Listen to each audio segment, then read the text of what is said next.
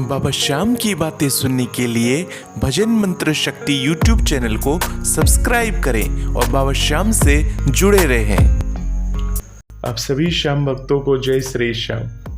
श्याम भक्तों, बाबा श्याम के दरबार में जब आप जाते हो दर्शन करने के लिए, जब बाबा श्याम का कोई उत्सव का माहौल होता है, जैसे कि श्याम बाबा का जन्मदिन अभी हो के चुका है, तो इसी उत्सव में आपने देखा होगा बाबा श्याम के दरबार को कितने भव्य तरीके से सजाया जाता है। अपने आसपास के जो भी श्याम मंदिर जाते हो तो सभी श्याम मंदिरों को इतने ही भव्य तरीके से सजाया जाता है। अब सोचिए, खाटू धाम में तो बाहर से कारीगर को बुलाए जाते हैं, यानी कलकत्ता के यानी बंगाल के कारीगर आते हैं और बाबा श्याम के मंदिर को भव्य तरीके से सजाते हैं। बाबा श्याम के मंदिर को इस तरह से सजाते हैं कि आपका मन ऐसा करेगा कि बाबा श्याम के दरबार में ही ठहर जाए। मन वहाँ से हटता नहीं है, जाने का मन होता नहीं है, परंतु लोगों की इतनी भीड़ होती है कि हम लोग वहाँ पे ज़्यादा देर रुक भी नहीं सकते। हाँ, वो अलग बात है कि बाबा श्याम के दर्शन करने के लिए 4-4, 5-5 घंटे कभी कभी उत्सवों के दिन में हमें इतना समय लग ही जाता है बाबा श्याम के समक्ष प्रार्थना करने के लिए, और बाबा श्याम के लिए इतना तो हम कर ही सकते हैं। बाबा श्याम के मंदिर में जब साज सजावट होती है तो बाबा श्याम के मंदिर में खिलौने टांगे जाते हैं, बहुत सारे खिलौने टांगे जाते हैं। इतने सारे खिलौने क्यों टांगे जाते हैं बाबा श्याम के मंदिर में जब बाबा श्याम का जन्मदिन आता है? तो बहुत सारे लोग इसमें से बोलते हैं कि बाबा श्याम का जन्मदिन होता है, एक बच्चे के रूप में उनका जन्मदिन मनाया जाता है, इसलिए बाबा श्याम के खिलौनों को वहाँ पे इस तरह से टांगा जाता है।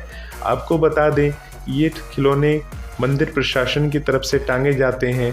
आप में से बहुत सारे श्याम प्रेमी ऐसे होते हैं जो बच्चे के लिए तरसते हैं, जिनके बच्चे नहीं हैं अपने, वो चाहते हैं कि बाबा श्याम की कृपा से उन्हें बाबा श्याम जैसा ही एक बेटा या बेटी मिले, ताकि उनका गृहस्थ जीवन आगे सही तरीके से चल सके। तो उनकी भी अर्जी होती है बाबा श्याम से, वो अर्जी लगाते हैं, और जब अर्जी को पूरा करने के लिए बाबा श्याम को वो खिलौने अर्पण करते हैं। तो खिलौने अर्पण करने के लिए वो मंदिर कमेटी को या तो एक राशि देते हैं और मंदिर कमेटी इकट्ठा वो खिलौनों को परचेज करके लाती है, और उसके बाद उन खिलौनों को मंदिर के ऊपर टांगा जाता है। उसके बाद जब ये उत्सव समाप्त हो जाता है तो उन खिलौनों को बच्चों में उसी प्रकार से बांट दिया जाता है। बाकी जो मंदिर में दर्शन करने के लिए जब आते हैं लोग, तो उन खिलौनों को प्रसाद के रूप में बांट दिया जाता है सभी खिलौनों को। तो जिस श्याम प्रेमी की अर्जी होती है, जो श्याम प्रेमी बाबा श्याम को मानते हैं और ये जानते हैं कि बाबा श्याम उनकी अर्जियों को पूरा करेंगे और उनके घर में भी एक संतान सुख प्रदान करेंगे, एक संतान के रूप में बाबा श्याम खुद दर्शन देंगे उनके घर में। जिनकी मनोकामना होती है, जिनकी इच्छा होती है और जिनकी आज तक गोद सुनी है और वो चाहते हैं बाबा श्याम से अर्जी लगाने के लिए, तो बाबा श्याम के जन्मदिन के दिन वो भी बाबा श्याम को खिलौने भेंट कर सकते हैं। बाबा श्याम के मंदिर में जाकर मंदिर कमेटी वालों को आप एक राशि दे सकते हैं, जो भी आपकी श्रद्धा हो, चाहे वो 21 रुपये की हो, चाहे 51 रुपये की हो, चाहे वो 100 रुपये की हो, आपकी जैसी आपका बजट हो उस हिसाब से दान पेटिका में आप वो राशि को चढ़ा सकते हैं।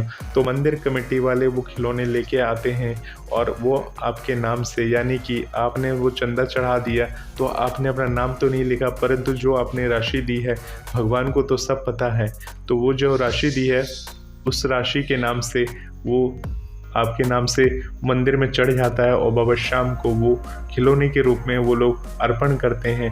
मंदिर को भव्य तरीके से सजाया जाता है, खिलौनों से सजाया जाता है, और बाबा श्याम के जन्मदिन में कई भक्त लोग बाबा श्याम के नाम से केक लाते हैं, केक काटते हैं।